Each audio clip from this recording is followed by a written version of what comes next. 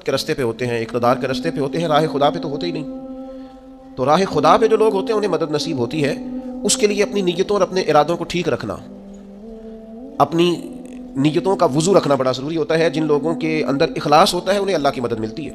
جو ریاکار ہوتے ہیں، تصنع بناوٹ والے ہوتے ہیں، وہ تو صرف ماحول کے اندر اپنے حق میں رائے قائم کرنا چاہتے ہیں، ان کو مدد الہی کیسے ملے گی؟ چوتھی بات یہ ہے کہ مدد ملتی ہے نماز پڑھنے سے، اور مدد ملتی ہے صبر کرنے سے۔ جلد بازوں کو، بے صبروں کو، کم ہمتوں کو مدد نہیں ملتی۔ جو حکمت سے زیادہ جذباتیت کے قائل ہوں، تدبر اور فہم و فراست کی بجائے جلد بازی ان کا مزاج ہو، ان کو مدد کیسے ملے گی؟ آپ میں ٹھہراؤ ہو، حوصلہ ہو، صبر ہو تو اللہ کی مدد آ جاتی ہے۔ قرآن مجید نے فرمایا یا ایھا الذین آمنوا استعینوا بالصبر والصلاۃ، اے ایمان والو صبر اور نماز سے مدد مانگو، یہ تمہارے مددگار ہیں۔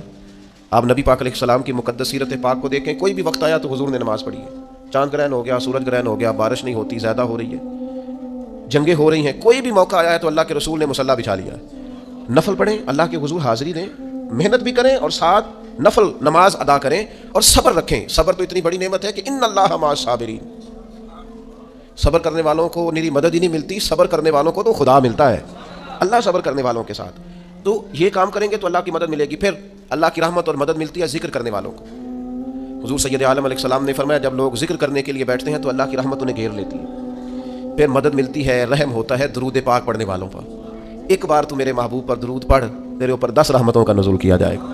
قانون خدا بندی یہ ہے کہ تو ایک بار محبوب پہ درود پڑھ، تیرے 10 گناہ معاف کر دیے جائیں گے، تیرے 10 درجے بلند کر دیے جائیں گے۔ تو پڑھیں درود، رحمت الہی میں نہا جائیں گے، اور پھر اللہ کی مدد ان لوگوں کو حاصل ہوتی ہے جو اللہ کی مخلوق پر رحم کرتے ہیں۔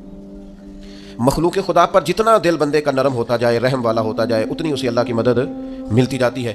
نبی پاک علیہ السلام نے فرمایا تم اللہ کی مخلوق پہ رحم کرو، اللہ تمہارے اوپر رحم فرمائے گا۔ اللہ تم پر رحم کرے گا، تم مخلوق خدا پہ رحم کرو۔ تو یہ چند چیزیں ہیں جن کی وجہ سے انسان کو اللہ کی مدد ملتی ہے۔ ان کو اپنایا جائے، ان کے مطابق اپنی زندگی کو ڈھالا جائے، مدد الہی نصیب ہو جائے گی۔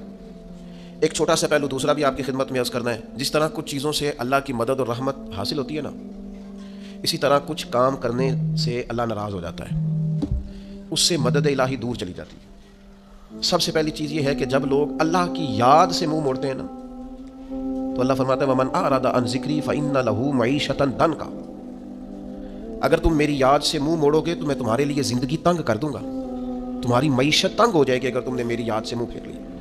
اللہ کے ذکر سے اور اس کی یاد سے منہ پھیر کر فقط اپنے بازو کی قوت پر بھروسہ کرنا، یہ کوئی عقل مندی اور دانش مندی کی علامت نہیں ہے۔